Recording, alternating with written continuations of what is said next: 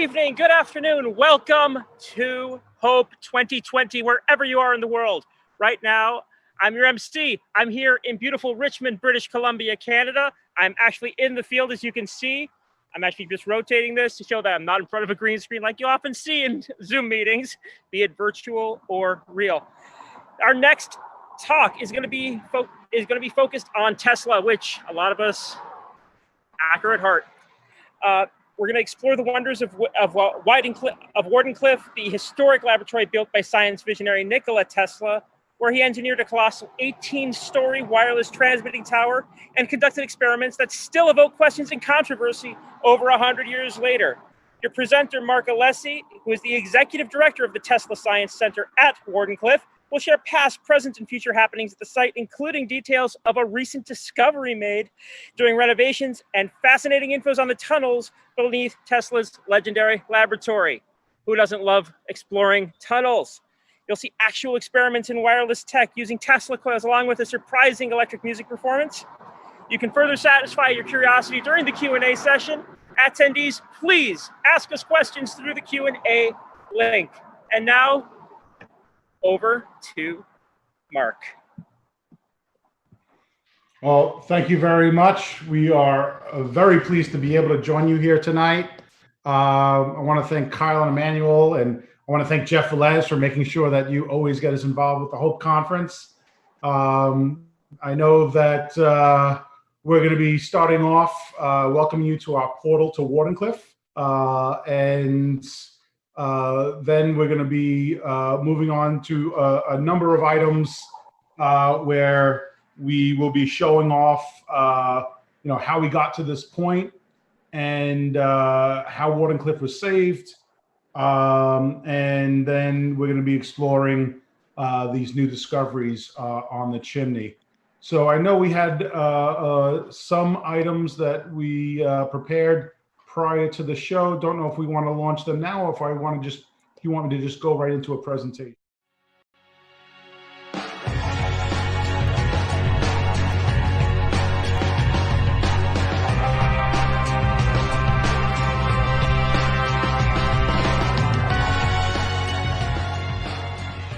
Hello, my name is Marc Alessi, and I'm the executive director at one of the most interesting places on the planet, Tesla Science Center at Wardenclyffe. I'm excited to welcome you to our portal to Wardenclyffe because the people here at the Hope Conference represent a special segment of our global community, the ones who would appreciate the unique contributions of Nikola Tesla and the almost magical appeal of his life and work. So I want to start by thanking Emmanuel, Kyle, and everyone involved in the Hope Conference for bringing us together for an event that allows us to explore the kinds of thought-provoking material we're going to share with you today. First, we're going to take a brief trip back in time to get a glimpse at Tesla, the inventor, and why he built Wardenclyffe. Next, we'll fast forward to our lifetime, where we'll explore how Wardenclyffe was almost destroyed and the global movement that saved it. Then, we'll reveal the latest discovery made during renovations to the chimney of Tesla's lab, followed by details on the tunnels beneath the site. After this exploration of Wardenclyffe, we're going to bring the story to life with a Tesla coil demonstration and electrifying musical performance. Your questions will then be the focus of our closing Q&A. I encourage you all to ask your questions here, and I'll answer as much as possible. If we don't get to them all today, we'll record and answer them on our website. We're going to start our journey through the portal to Wardenclyffe with a presentation by award-winning filmmaker Joseph Sikorski, who will give us a fascinating new perspective on Tesla the inventor and his work at Wardenclyffe.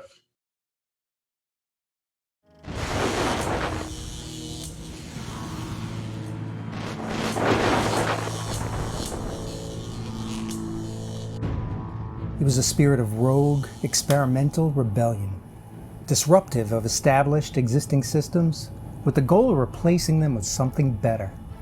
He locked out conventional thinking, and he was a provocative force to presumption. When people think of hacking, there's a sort of nervous admiration for the genius with that special kind of talent. And Nikola Tesla certainly incited feelings of nervous admiration from those around him, particularly his peers. He was a kind of alternative scientific artist, like a physics punk rocker, He had a different point of view. To start, Tesla saw himself not as an inventor, but as a discoverer, one that reveals solutions already in the framework of existence. To harness the real work of nature, uncovering natural secrets rather than construction built on its limitations. Such an improvisational spirit of exploration led to the concepts of radar, radio, X-rays, robotics, remote control, and even early computer tech. In fact, his teleautomaton patent, in which a prototype was demonstrated at Madison Square Garden in 1898, utilized patents for radio, wireless remote control, and a type of early logic circuit known as the nano A and D gate, which is sort of the key to binary code. Outside the garden, it was horse and buggy technology. Inside, there was a remote-controlled boat under intelligent control. Onlookers thought it was a trick, that Tesla had a trained monkey inside it. That's how unimaginable the concept was. But of all his innovations, it was his induction motor, an engine that could efficiently run on alternate current electricity that revolutionized the status quo, propelling the world into an age of progress. Without it, most likely electric power would have been a rare luxury, only accessible to the wealthy. This motor, born of Tesla's fertile and untarnished imagination, was previously considered an impossibility by the scientific community, one not achievable through the laws of physics. Tesla hacked through perceived limitations of science and nature to move the world forward. He was a rogue scientist whose unconventional application of physical principles created a sense of unease in the world around him. He was a genius with an amazing talent that you'd hope would be used for benevolence and not maliciousness. One whose brilliance could reward the world with free wireless energy, or punish it with a death ray or earthquake machine. Fortunately for the world, Tesla wore a white hat. And in a way, one can describe his mission at Wardenclyffe as the ultimate hack, a way to disrupt the entire global system of energy and information to help the world evolve, to point out the flaws of an antiquated system, and spark a movement of positive change, to battle the titans of power and usurp their control to place it in the hands of the people. At Wardenclyffe, he had promised J.P. Morgan a radio tower, but his covert plans were much more ambitious. Free wireless power to any place on the globe. With a 187-foot-high tower, he would set energy not through the air as his contemporaries were attempting, but through the Earth itself. Such a radical endeavor was far more expensive than Morgan's radio tower.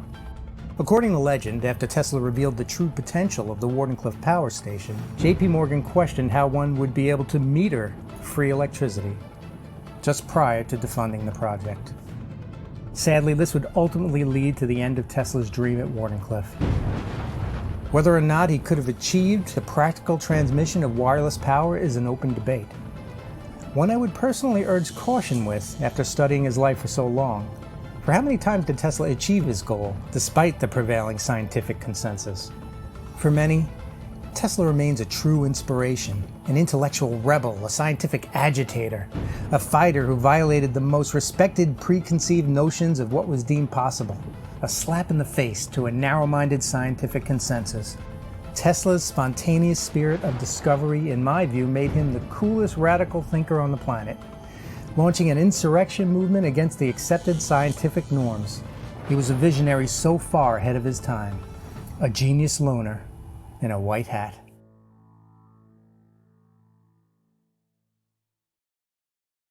Thank you, Joe Sikorski, for that amazing perspective on Tesla's genius and work at Wardenclyffe.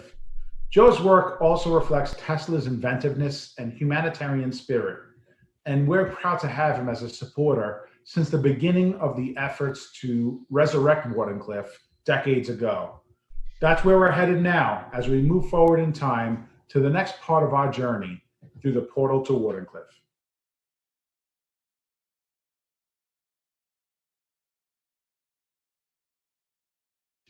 In 1987, when the successor in interest, first was Peerless and then Bearcorp and then AGA, when they decided to close this part of their operation down and move all their operations to New Jersey, this site went into a decades-long cleanup.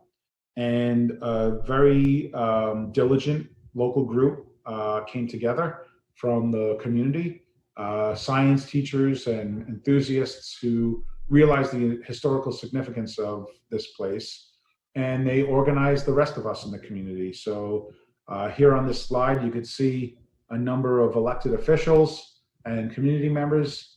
This place matters, putting our stake in the ground. So at the time, I was an elected official in the community, and working with other colleagues in government and members of the community and the current board of Tesla Science Center, who was at this for over 20 years trying to save this property.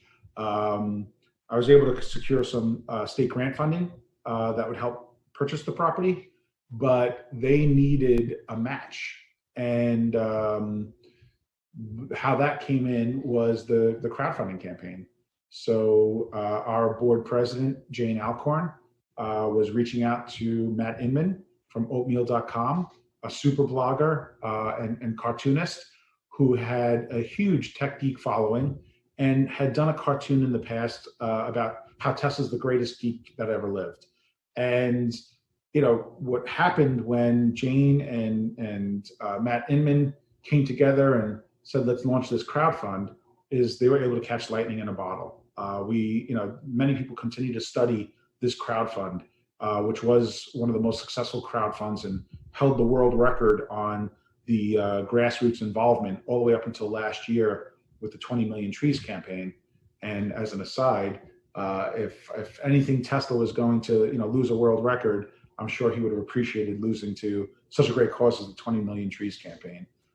Tesla was truly one of a very strong environmentalist and wanted to see us using the Earth's forces to power the needs of mankind.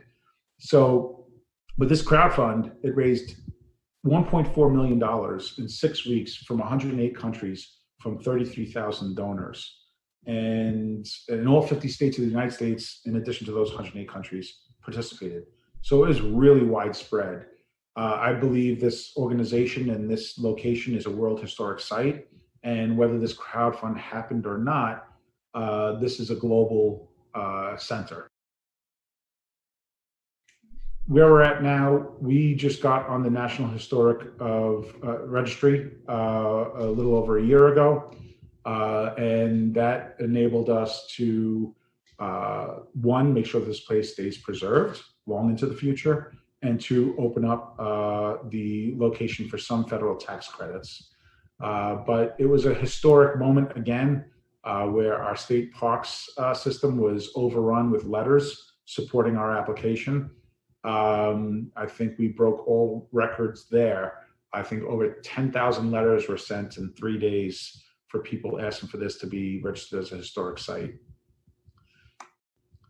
And the project has pulled together a very strong and interesting list of both benefactors and advisors and collaborators. So we're pretty lucky to have the kind of support that we're beginning to garner for this project. It's a $20 million project, and we raised just over half of that already. So we raised about $10.2 million. We have enough money on hand to get started, and we'll be able to open our first building within the next year to the public with our first exhibit. So we hired a architectural firm and engineering firm, filed for our first permits to actually start construction, pulled some early permits and actually began some construction on site just a few months ago. It was paused because of COVID-19, but we're back at work. But our goal is to get the full site plan approved, because that's when we really can start the large-scale demolition of the buildings around the lab and can start on the lab in earnest. And as we're piecing together that permit process, it should be done towards the end of this year. So this is the first building that we're going to be opening. The goal was by the end of this year. COVID-19 put a little dent of 2 to 3 months in that process, but we're still striving to open this as quickly as possible, and definitely by the end of the winter of 2020, 2021, we'll have our first building open. This is a rendering of the lab building, and currently there's a lot of different offices and rooms cut up into this building right now. So we want to restore it to this rendering right here, which is the way it was in Tesla's time. This is what Tesla was working with, and we're planning on restoring it to that time period. And this is an example of what the full comprehensive science center could look like if we were to build larger buildings on site in addition to the lab building. You know, education is a main focal point for this center. It's one of the main reasons that the board originally organized themselves to create a organization at Tesla's lab. And we're trying to lead the way with cutting edge education and virtual education in the STEM space. So that's the general overview of our project. We welcome all supporters, whether they're benefactors and donors or folks that think they can add some value as a volunteer. You know, help us fulfill this mission. If you listen to the end of this proposal or presentation, you're obviously interested in this subject matter. So any way that you can help, any introductions you can make, any donations that you can make, once we open the doors and once the lab is complete and we finish raising that $8 to $9 million, this organization will have, you know, enough revenue coming in through the programming to make it sustainable and to make sure that well into the future we can tell Tesla's story and, most importantly, spread his ethos, which is the importance of innovation for humanity. Thank you.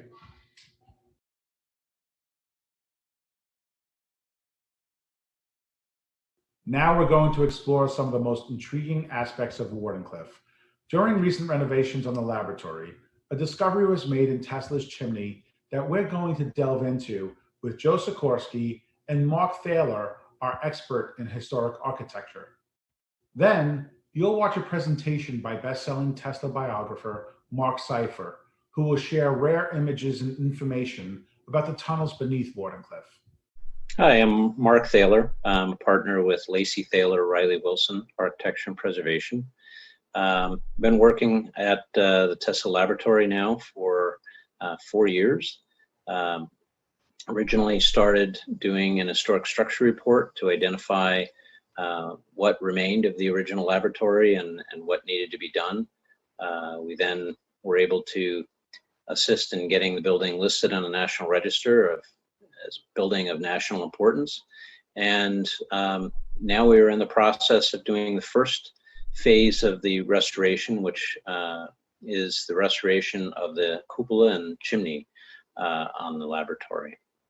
And so as part of that investigation, we were able to find a new element that we had not previously known to exist, and that was a relieving arch at the base of the chimney. And my name is Joseph Sikorski. I'm a filmmaker and a researcher. I've been researching Tesla and Wardenclyffe for, wow, almost 20 years. Is that even possible? It's great to have Marc here. And I'd like to ask you a question regarding the exploration of this new discovery, which is exciting. First thing is, you know, it's possible this is just a very mundane discovery. It could just be a venting system or not. Maybe it's something amazing.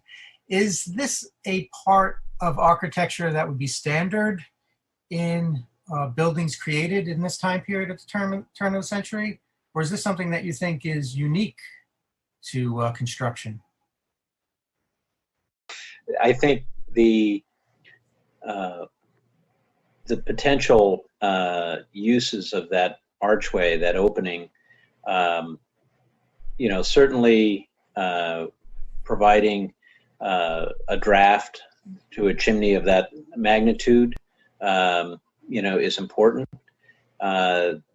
It's interesting that, you know, when we initially had discovered it through looking through the breaching that's in the adjacent room, and we saw, you know, sort of peer down into the base of the chimney, which was the first time that we saw that this archway was there. At the time, you know, we had the original drawings, the floor plans, and the section of the building, but it didn't show that. when we tried to, utilize our tape measures, to stick that down the hole to actually try to measure it, the breeze coming through there was quite significant. It actually blew the tape away from the wall, once we got it down to that elevation. So clearly there was already a lot of draft coming through there, which was extremely curious because there was no obvious inlet for that air coming into the chimney, beyond, because we had no idea, where that opening led to. There's an early photograph of the north side of the laboratory.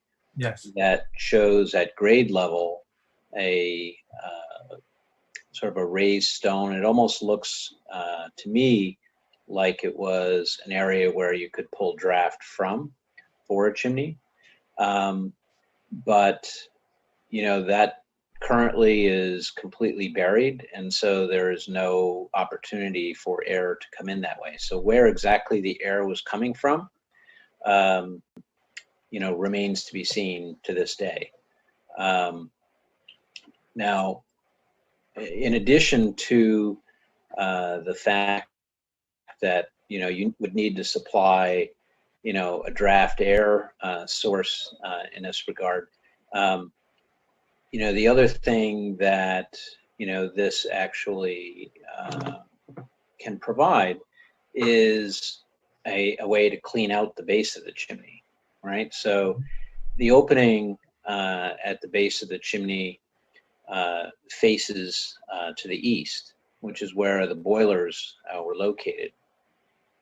Now, we don't know the exact footprint of where those boilers sat, but if there was the capacity to be able to get in from the floor, through a hatch down to that elevation, it certainly makes sense that you could provide that as a means of cleaning out the base of the chimney, just like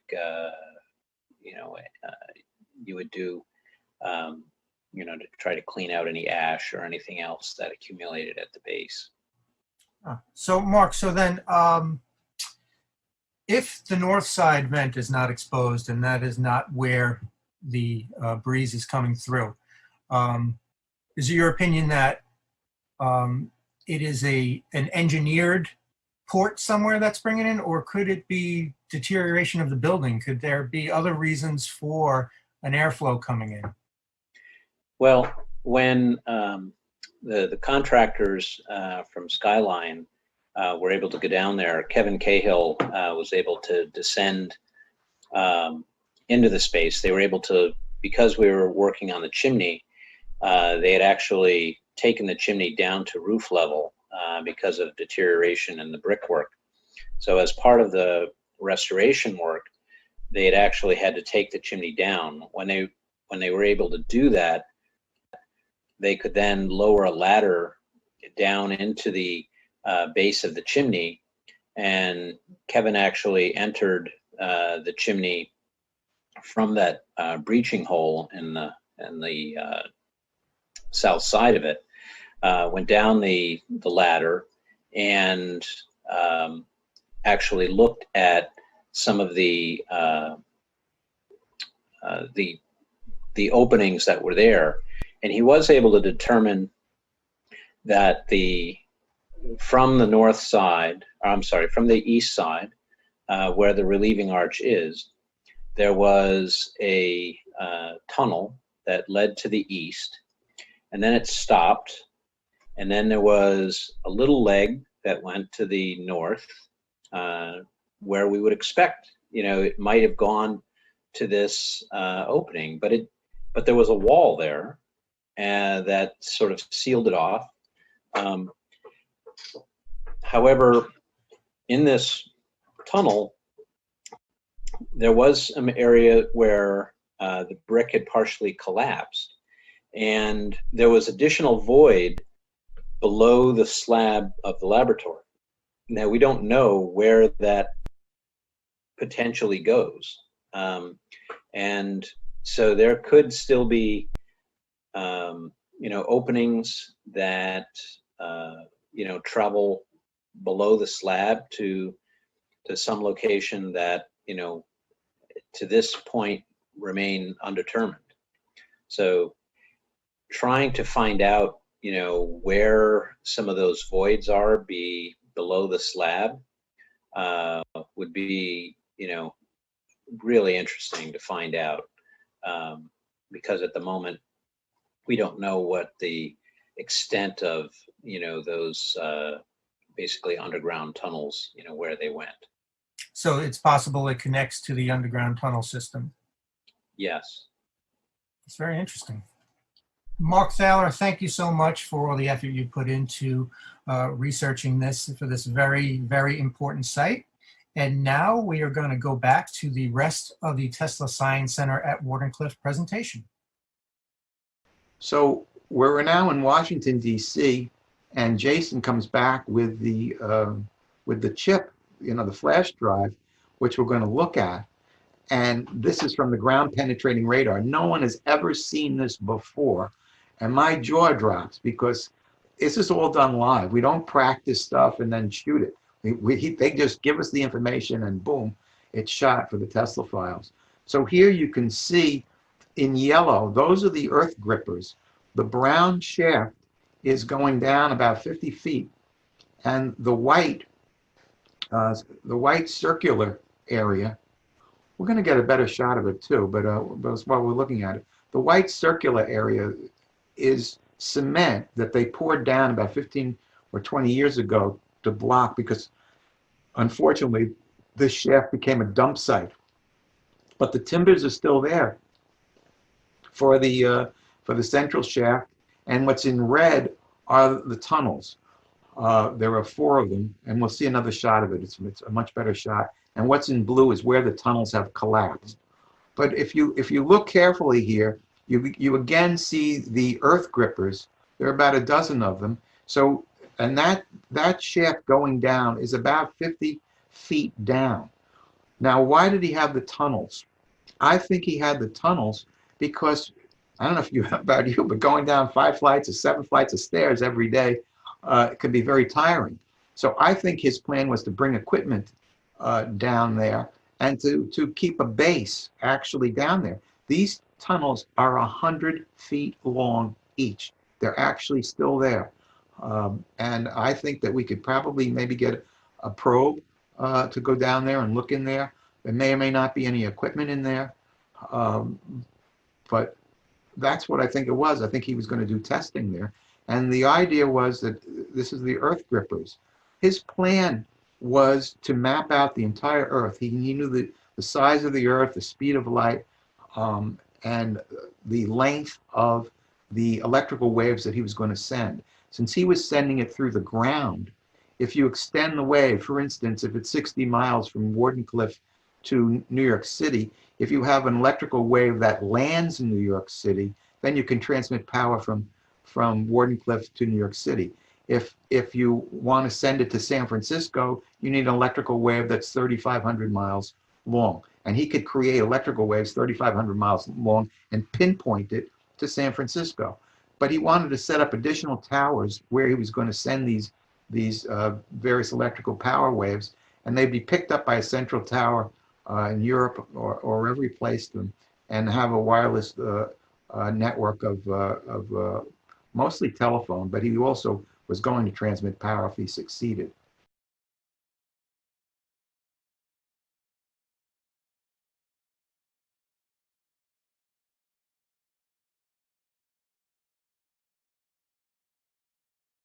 Okay, well, thanks for coming out and tuning in today, everyone. I imagine everybody here is familiar with Nikola Tesla, and that his most famous invention was the AC induction motor. He built single-phase and eventually polyphase versions of this.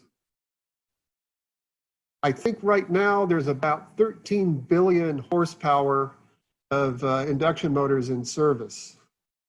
And although the AC induction motor was his most famous invention, he spent a great deal of his life working on his system to send power around the world without wires. Tesla's idea was to place a number of high voltage towers, like these ones in the diagram, at strategic locations around the globe.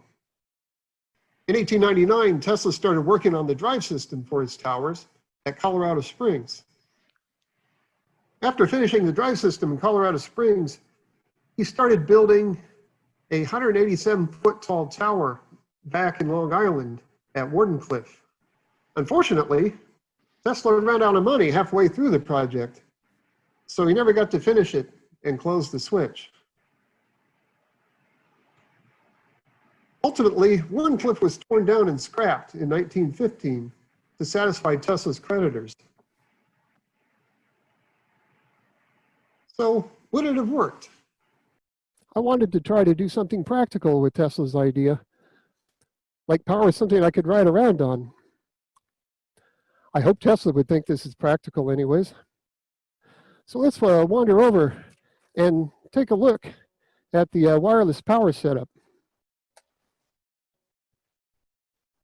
It's a little bit of a walk over here since all these pieces of equipment have to stay apart a ways due to the high voltage.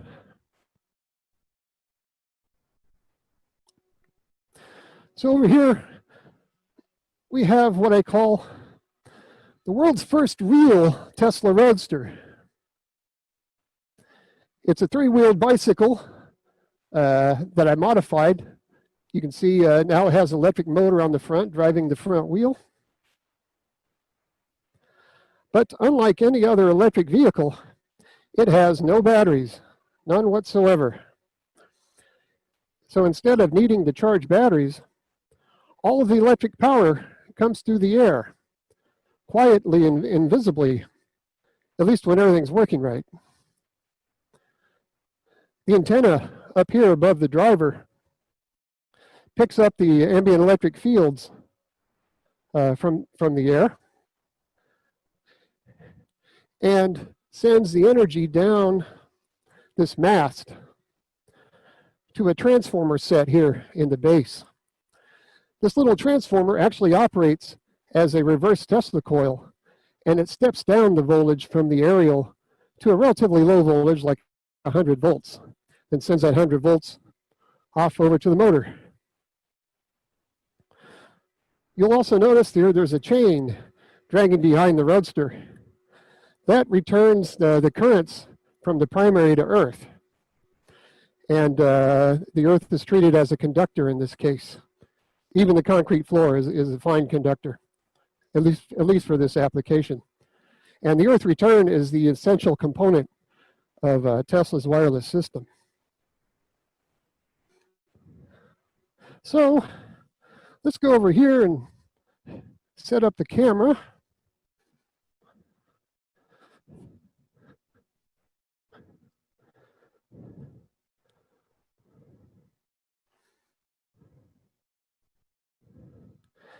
And hide my laptop on the box here so it doesn't get destroyed. And let's see if we can transfer some wireless power.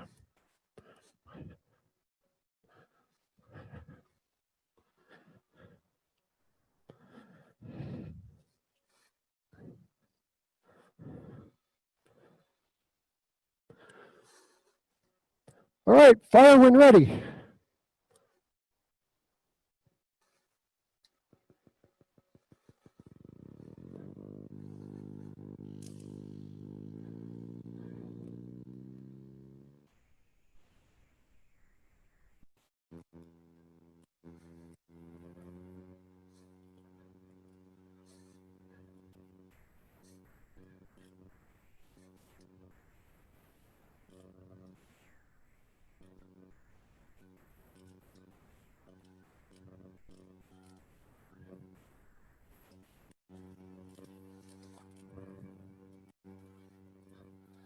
All right, crank it up a little.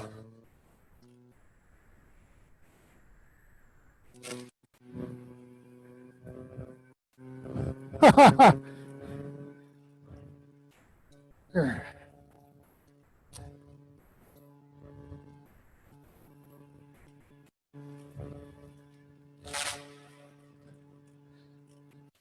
it up. Hey, heal me now.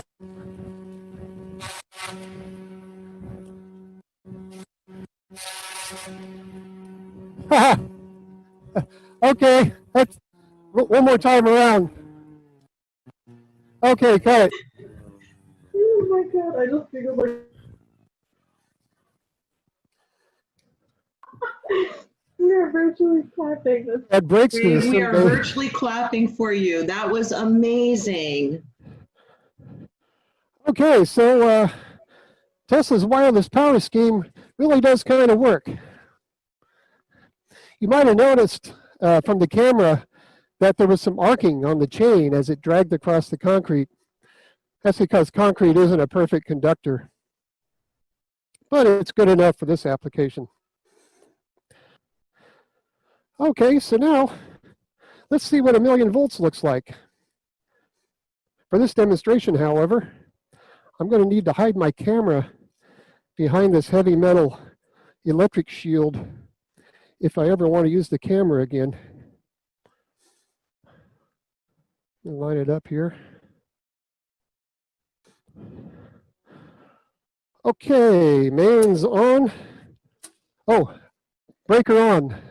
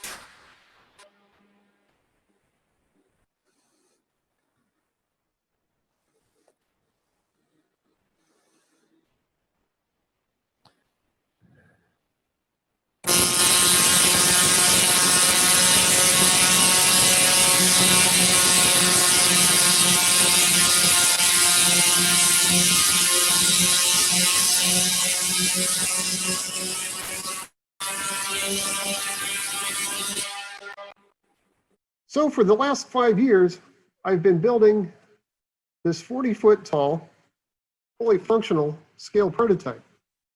Here's a clip of the 40-foot tower running at Wardenclyffe using the old foundation as a ground. Safety first.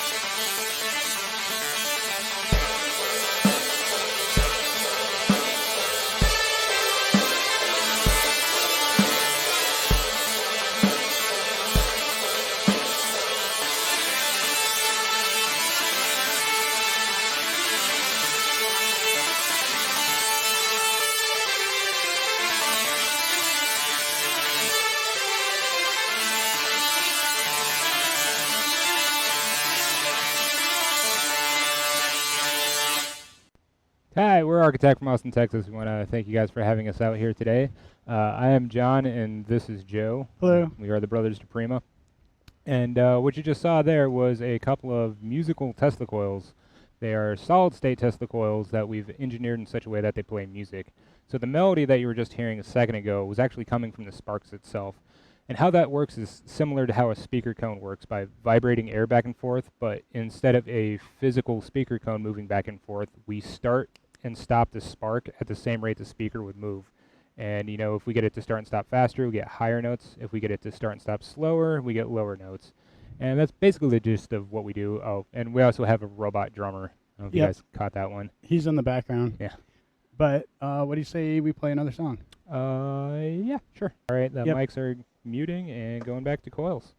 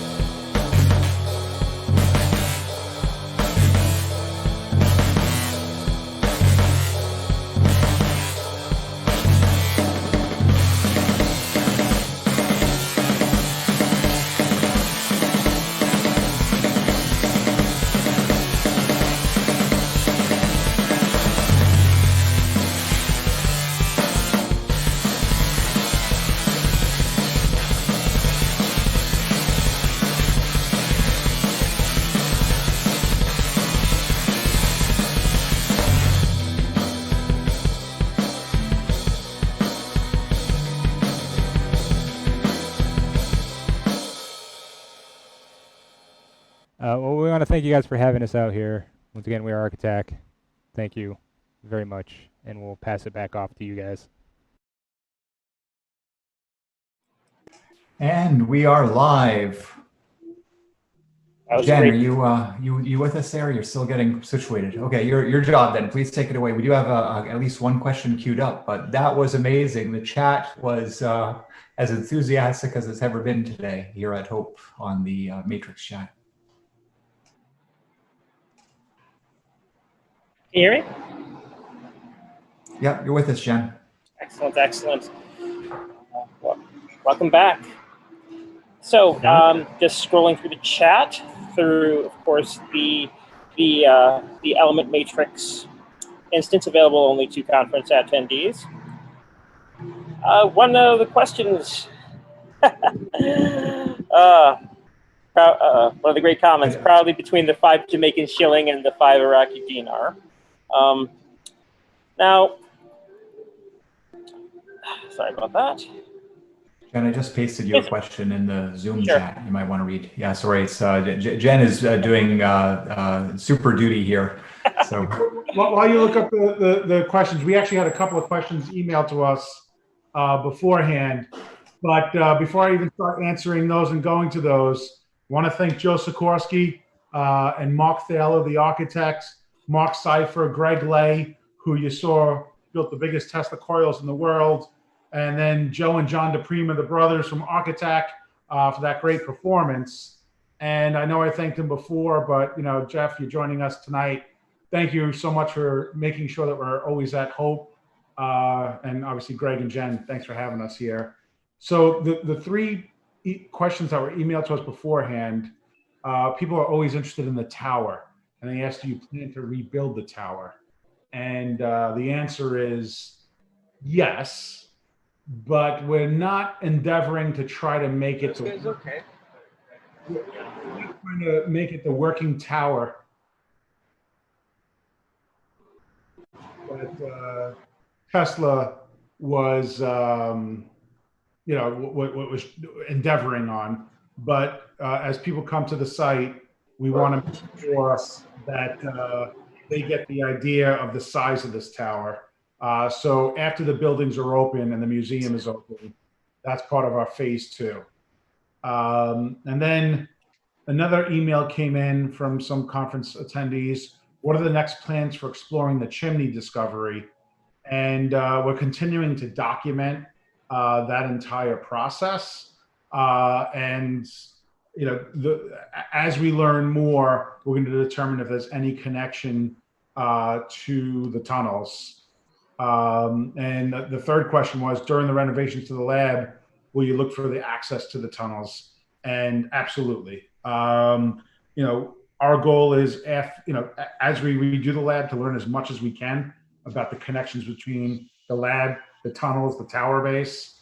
But after all that's done, well into the future, we'll continue to study the tunnels and maybe excavate eventually to learn more about how the system works. So that's all the emails I had come in. So now it's... All right. So a couple questions that came in via the chat. The first question is, out of curiosity, how far away would you be able to hear the spark gap on a radio? Do you have any idea?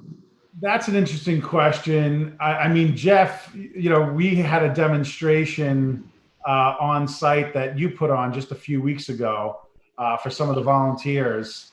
And we were pretty amazed about the reach for LED lights, but the spark gap itself, what would you think, Jeff? How far do you think that would go? Goodness gracious. I mean, for any tuned radio, I think they would probably pick it up for easily a couple miles on that.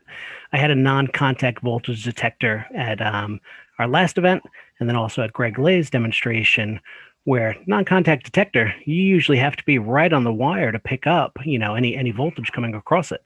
This puppy was lighting up a good 110 feet away from the small little Tesla coil that we were operating at that exhibit. Now, Greg Lay's monster 40-foot coil, I was picking up with a non-contact detector 300-400 feet away with that. So from a radio receiver, I think we were stepping on a lot of ham channels and probably interrupting a lot of radio. Yeah, I could easily imagine that messing up with anybody going QSL. Now, is all this energy that's going through the air at all dangerous? So I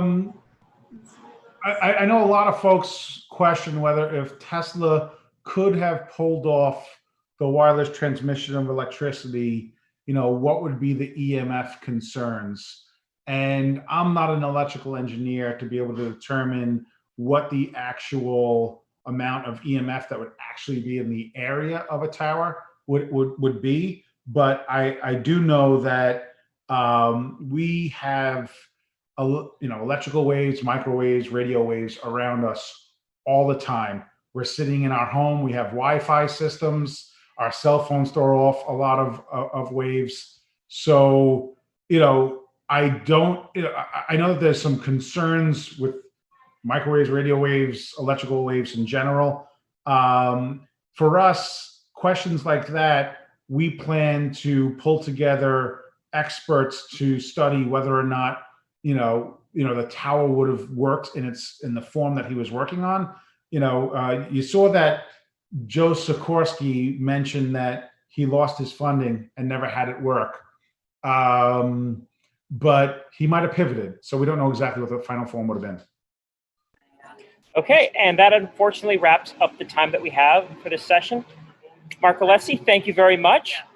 I can't wait to visit Wardenclyffe when this current crisis is over, and hopefully before the next event that we can meet up in person.